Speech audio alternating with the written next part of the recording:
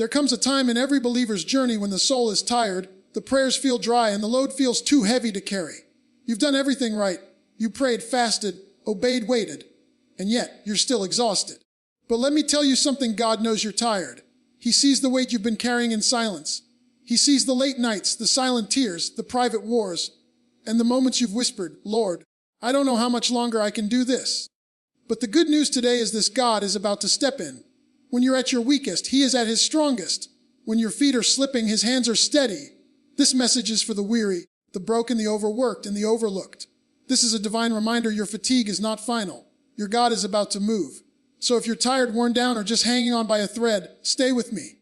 Because the same God who saw Elijah under the broom tree, who fed the prophet with ravens, who parted seas for the weary Israelites, that same God is getting ready to part something in your life too. Now, let's walk through how and why God's about to step in, just when you thought you couldn't go any further. God sees what others overlook. When people walk past you, when they ignore the weight you're carrying, when they assume you're strong because you smile through the storm, they don't see the full picture, but God does. He sees the real you, the you that's pressing through pain, the you that's showing up for others even when no one shows up for you, the you that wakes up tired and goes to bed exhausted, still hoping, still trusting, still believing that somehow, someway, God's going to make a way. People judge the outside, but God sees the inside. He sees your discipline when no one claps for it. He sees your loyalty in seasons when nobody says thank you. He sees you get up to pray when everyone else sleeps. He sees the worship you offer when your heart is breaking. He sees the self-control you maintain when your flesh wants to explode. He sees the effort you put into doing the right thing even when it's the hard thing. God saw Hannah when she wept silently in the temple. Nobody else understood her pain, not even the priest. They misjudged her. They thought she was just emotional, maybe even drunk. But God saw the cry that had no words. He saw the years of barrenness, the mockery she endured, the tears that stained her pillow in the midnight hour. He saw what the world dismissed. And in due season, He remembered her. The same God who saw the widow give her last 2 coins is the same God watching you give your last ounce of energy, your last shred of faith, your last yes, when everything inside you says no more. You may feel invisible to the world, but you are never invisible to God. He is the God who sees. El Roi, the God who saw Hagar when she was cast out, wandering in the wilderness, mistreated, misunderstood, and forgotten. When no one else called her name, God did. When no one else provided water, God opened her eyes to a well. When she was on the verge of giving up, heaven showed up. And even now, in your tiredness, in your private struggle, God is watching closely. Every sigh you release under the pressure, every decision you make to walk in integrity, every time you choose to bless when you want to curse, every time you worship through the pain, He sees it all. Heaven is not blind to your burden. The throne room is not indifferent to your tears. You are not unseen. You are not forgotten. God is not just casually glancing at your life. He is watching you with the intensity of a loving Father whose heart is moved by what you endure. When you feel like you're walking alone, you're not. When others forget to check in, God checks every detail. When no one sends the encouragement you need, God sends His Spirit to whisper peace to your soul. While people may be overlooking your worth, your effort, your value, God is counting it. God is measuring it. God is preparing to reward it. Nothing you do for the Lord is wasted. No sacrifice goes unnoticed in the courts of heaven. No tear falls to the ground without purpose. You may be weary in the natural, but something in the spirit realm is stirring, and God's attention is fixed right where others never thought to look. Spiritual fatigue is not a sign of weak faith. Somewhere along the way, religion taught us that being tired means you're not trusting God enough, that being weary means you've fallen short spiritually. But the truth is, spiritual exhaustion often comes not from rebellion, but from obedience. From showing up day after day, doing what's right when it would be easier to do what's easy. From praying when the answers don't come. From believing when the breakthrough delays. From standing firm when everyone else walks away. The kind of tired you're feeling right now is not the tired of the lazy. It's the tired of the faithful. There's a weariness that comes with warfare. A heaviness that rests on those who carry callings. When you've been in spiritual battles, when you've stood in the gap for your family, interceded for others, resisted temptation, fought generational curses, and tried to be a light in a world full of shadows. Don't be surprised if your soul feels worn. That's not failure, that's friction. That's what happens when you're rubbing up against darkness with the fire of God still burning inside you. Even Jesus got tired. Even the Son of God sat down at a well, weary from His journey. He knew what it felt like to be poured out, to be stretched, to feel the press of the crowds and the pull of human need. He wasn't weak, He was real. And if Jesus experienced exhaustion in His obedience, then surely your tiredness in doing the will of God does not disqualify you. It confirms you're on the battlefield, not the sideline. Elijah called fire down from heaven, defeated hundreds of false prophets, stood bold in the face of evil, and then, right after the miracle, collapsed under a tree and begged God to take his life. That wasn't a weak man. That was a man who had given everything. A man who poured himself out for the purposes of heaven and suddenly found himself drained, disillusioned, and desperate for rest. God didn't rebuke him for being tired. God sent an angel with food. God allowed him to sleep. God ministered to him before he gave him the next assignment. That's what spiritual fatigue is. It's a sign you've been operating in the trenches of obedience. It's what you feel when you've gone all in with your calling, when you've laid yourself on the altar again and again, and the fire still hasn't fallen like you expected. You keep giving, but you don't see the results. You keep planting, but the harvest hasn't come. You keep loving, but the wounds haven't healed. And in that place, the enemy whispers lies. He tells you you're failing, you're foolish, you're forgotten. But tiredness is not sin. Weariness is not surrender. Being worn out is not a disqualification. It's a confirmation that you've been walking by faith and not by sight. You've been pressing on when quitting would have made more sense. You've kept your mouth shut when speaking out would have felt good. You've walked away from things others would have run toward. You've honored God in seasons that didn't honor you. You've been obedient in obscurity. You've been righteous when no one else was watching. You've been kind when you didn't have the energy to care. You've chosen holiness over hype, truth over trends, God's will over your own wants. And now your soul is tired. Your spirit feels stretched. Your body aches with the weight of everything you've been carrying. But it's not because your faith is lacking. It's because your faith is active. You've been climbing spiritual mountains while everyone else settles in the valley. You've been contending for promises while others are content with compromise. You've been sowing in tears while the world is dancing in distraction. And that kind of spiritual grind takes something out of you. Sign your breaking point is often God's entry point. We don't like to admit it, but there are moments when we come to the edge of ourselves. Moments when all the strength, all the strategies, all the sermons we've heard and repeated don't seem to hold us together anymore. You reach a place where you can't fake the smile, you can't keep pushing forward, and you can't pretend like you've got it all together. You feel like you're standing on the last piece of ground before everything in your life collapses. And it's in that very place, when your hands are trembling and your heart is breaking, that God begins to move in a way you didn't see coming. You see, we've been taught to associate God's movement with our momentum. We think as long as we're moving, as long as we're productive, as long as we're energized and full of faith, then God will meet us in that place. But Scripture paints a different picture. God often waits until your strength has run dry. He waits until your wisdom has been exhausted. He waits until you've used up every human resource, every connection, every open door, until you are standing at the threshold of breakdown. And then he walks in, not as a distant deity, but as a mighty deliverer. Think about Moses. The man had power, position, privilege. Raised in Pharaoh's palace. Trained in the best schools of Egypt, surrounded by influence and affluence. Yet it wasn't until he was broken in the desert, stripped of titles, surrounded by sheep instead of servants, that God called out to him from a burning bush. It wasn't in his strength that God stepped in. It was in his surrender. When Moses was no longer trying to force his destiny, when he had stopped relying on his own ability, that's when God said, "No, you're ready. Now I can use you." But we serve a God who specializes in showing up when our tank gets empty. The widow in 2 Kings was down to her last jar of oil. She was preparing for death, not a miracle. But it was at the end of her supply that divine provision flowed. She didn't get blessed when she had plenty. She got blessed when she had nothing left to give. Her breaking point opened the door for supernatural multiplication. God didn't need her strength. He just needed her emptiness. Some of you have been praying for God to move, but what you don't realize is that your breakdown moment is not the end. It's the setup. God lets us get to the end of our rope not to destroy us, but to deliver us from trusting in ourselves. He lets you feel the weight, the stress, the tears, the silence. Not because he's abandoned you, but because he's about to reveal himself in a way that no one else can take credit for. When the walls close in, when the support disappears, when the options run out, that's when God proves that he is enough. Not your bank account, not your friends, not your plans, him. Look at Paul and Silas in prison. They had done the will of God. They had preached, delivered a girl from bondage, and got locked up for it.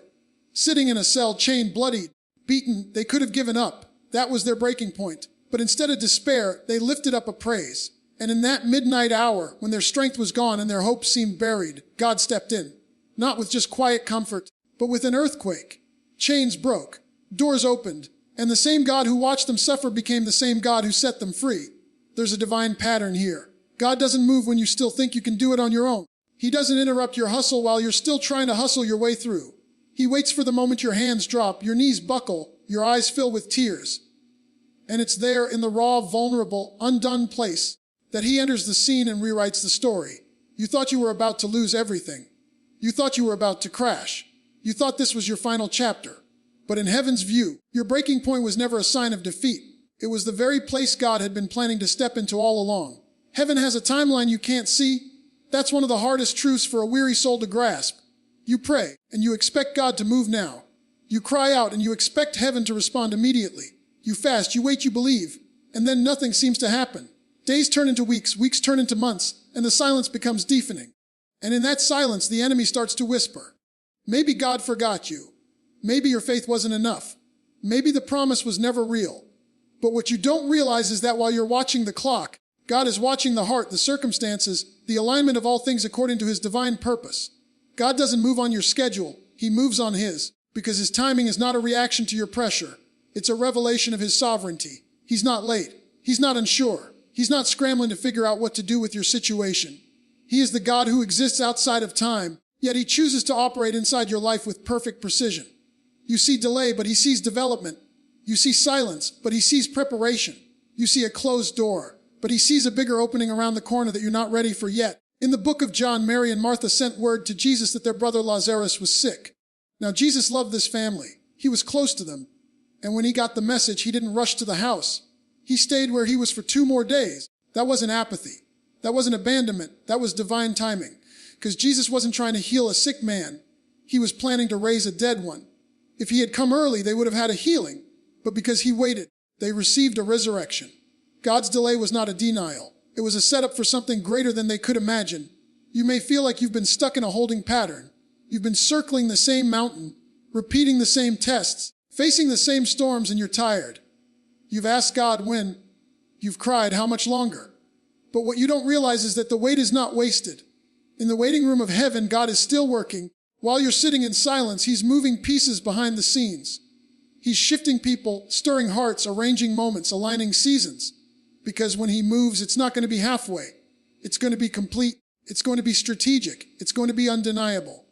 And let me tell you this, when God finally steps in, it won't be subtle. It won't be a whisper in the dark. It'll be a demonstration of his power that silences every critic and confirms every prophecy spoken over your life. You've been wondering why it's taking so long, but what you're really asking is why God hasn't done it your way. And that's where trust becomes the bridge between your fatigue and your future. Because faith isn't proven when you get what you want. Faith is proven when you wait with no visible sign, when you believe without evidence, when you continue to sow even when the soil looks dry. Noah built an ark in the middle of dry ground, preaching for years while people laughed at him. They mocked his message, ridiculed his obedience, dismissed his call. But Noah kept building. He kept hammering, kept trusting, kept obeying, not because he saw the rain, but because God said it would come. And when the flood finally did, all those years of obedience paid off in one divine moment. What looked like delay was actually divine instruction unfolding in real time. What looked like foolishness was actually preparation for a future only God could see. God doesn't reveal his whole calendar to you. He doesn't give you a checklist of when everything's going to fall into place. He gives you glimpses. He gives you promises. And then he asks for your trust. Because trust is the currency of faith. It's what you spend when you don't understand. It's what you hold on to when your emotions betray you. It's what keeps your feet planted when the winds of discouragement try to uproot you. Heaven's timeline is holy, it's sacred.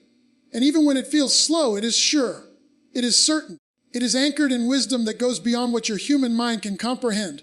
You're tired because you're living by what you see, but God is operating according to what he knows. He sees the end from the beginning. He sees what would happen if he answered your prayer too soon. He sees the danger you don't see, the growth you still need, the connections that haven't been made yet, the enemy's plan that hasn't been fully exposed. And because he loves you, he doesn't always say yes when you want him to. Sometimes love looks like waiting. Sometimes mercy wears the face of delay. And sometimes the silence of God is the loudest declaration that he's not done writing your story yet. There comes a moment when God no longer allows your strength to carry the load, because he's ready to carry you. You've been strong for so long. You've pushed through pain. You've carried burdens that weren't even yours. You've been the encourager, the provider, the glue holding everyone else together. And yet behind closed doors, your own soul has been unraveling. You've cried in silence, hoping nobody would notice, because you didn't want to appear weak. You didn't want to admit that the one who's been pouring into everyone else is now running on empty. But that moment, where your strength fades and your resilience collapses, is not the point of defeat. It's the place where divine intervention begins.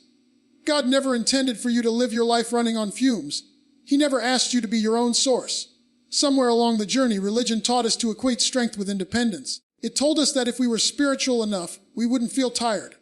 That if we had enough faith, we wouldn't get weary. But that's not the truth. That's not even biblical. The truth is, in your weakness, God reveals his strength. In your emptiness, he pours out his fullness. In your stillness, he unleashes his power. The enemy loves when you're worn out. He waits for the moment when your spirit is fragile, when your energy is gone, when you're too tired to pray the way you used to, when your praise turns into a whisper, when your vision becomes blurry and your confidence is cracked. That's when he starts planting lies. He tells you that you failed. He tells you God's not coming. He tells you that your strength is all you had and now it's gone. But what he doesn't understand, what he can't grasp, is that your exhaustion doesn't cancel your covenant. Your weariness doesn't break your anointing. Your tears don't weaken your destiny. In fact, it's in that vulnerable, unguarded, broken down place that God begins to rise up and take over. When you're out of answers, God becomes the answer. When you're out of options, God becomes the only option. And that's not punishment, that's promotion. That's not a setback, it's a setup. Because when you finally stop relying on your own ability, you create space for supernatural ability. You create space for the hand of God to move where your hands can no longer reach. And in that sacred exchange, your weariness for his strength, your anxiety for his peace, your burnout for his glory, everything begins to shift. The Bible says, "They that wait upon the Lord shall renew their strength." It doesn't say those who fight, or those who push, or those who never admit they're tired. It says those who wait. Waiting is not passive, it's an act of surrender. It's saying, God, I've done all I can. Now I need you to do what only you can. It's in that moment of holy resignation that heaven gets activated. It's when your knees hit the floor and surrender that angels begin to move on your behalf. You've been carrying things that were never meant to stay on your shoulders. You've been holding weight that heaven has been waiting to lift. But God won't fight you for control. He'll wait for you to release it. He'll wait for you to stop pretending you're fine and finally say, Lord, I need you to take this from me. Sometimes your greatest breakthrough won't come through doing more. It will come through letting go. You've prayed until your voice cracked. You've fasted, you've journaled, you've served, you've been faithful. And still you feel like nothing is shifting. That's because God is not asking for more from you. He's asking for less of you and more of him. You think you're being punished, but in reality you're being invited. Invited into a deeper place of intimacy. Invited into a level of trust you've never known before. Invited into a posture of dependence where the supernatural doesn't just visit, it dwells.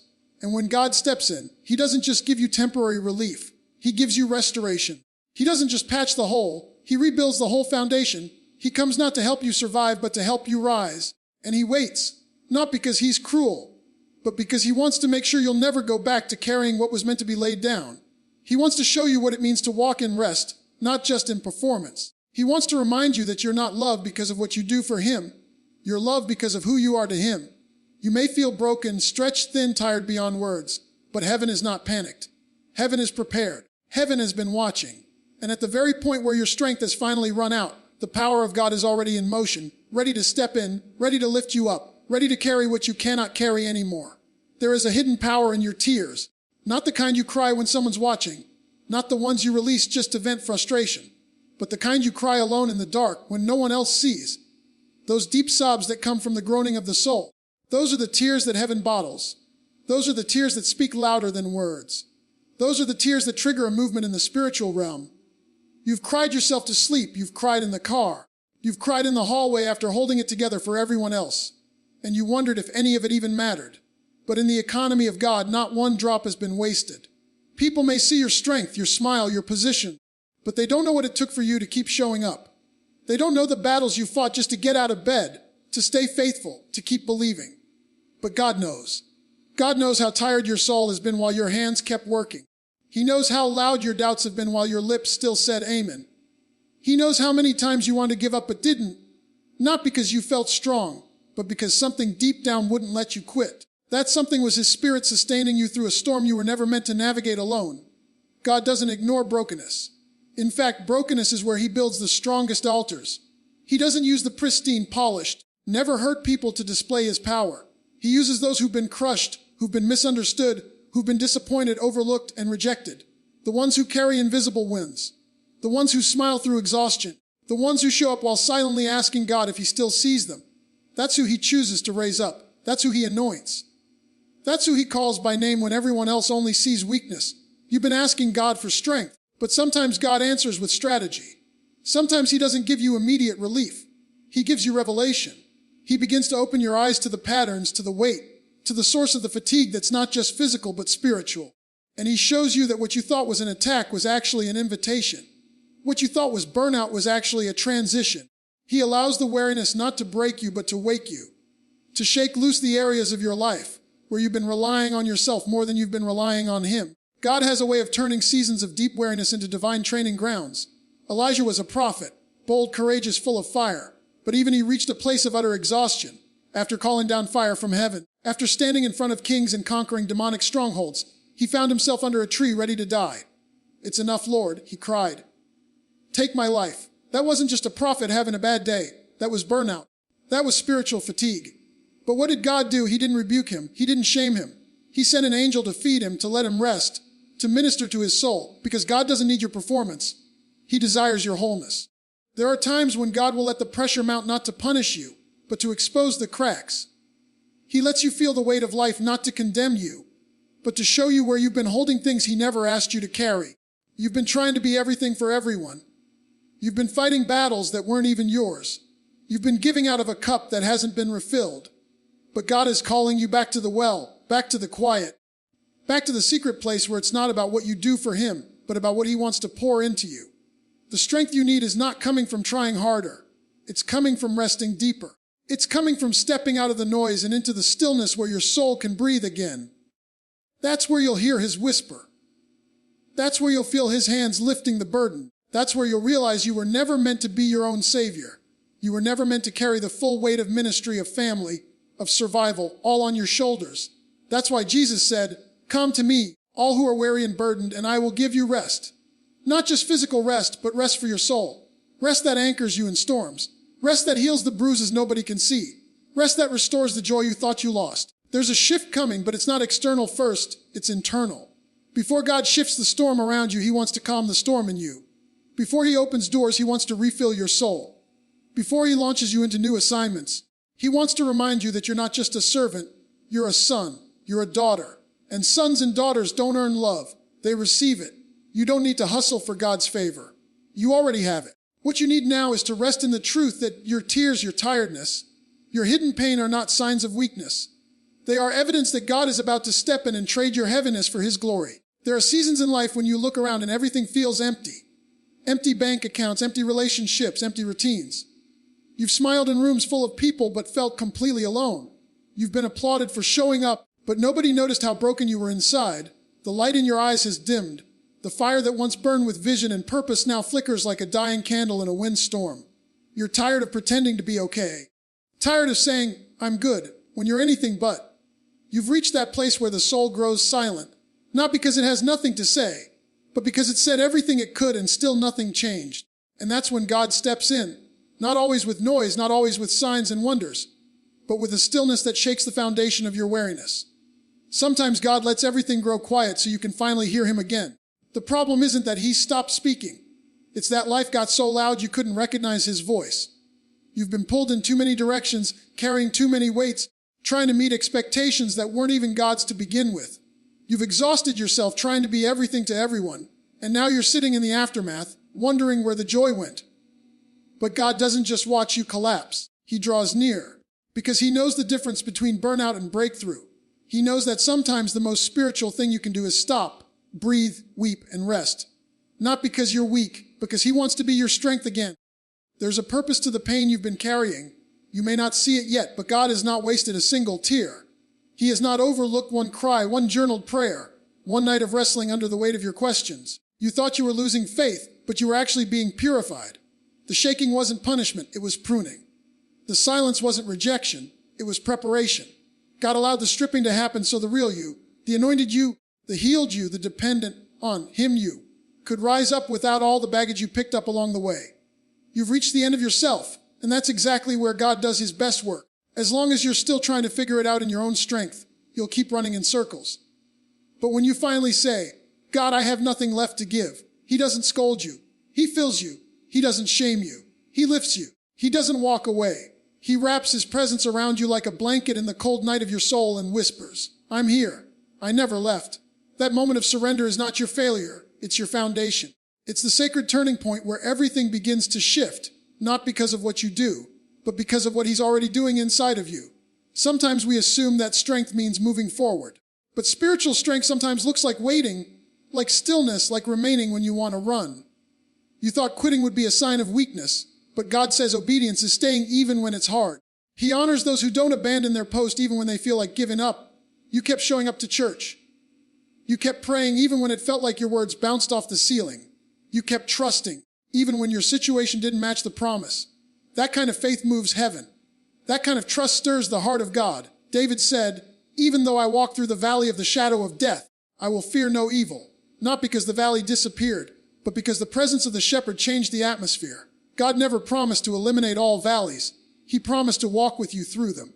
And when God walks with you, the valley doesn't get the final word. The darkness doesn't get to write your story. Your fatigue doesn't get to dictate your future. Because even when you're tired, God's plan has not wavered.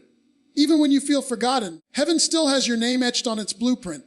And the very things you thought disqualified you, your weariness, your failures, your doubts, are the very places where grace becomes undeniable.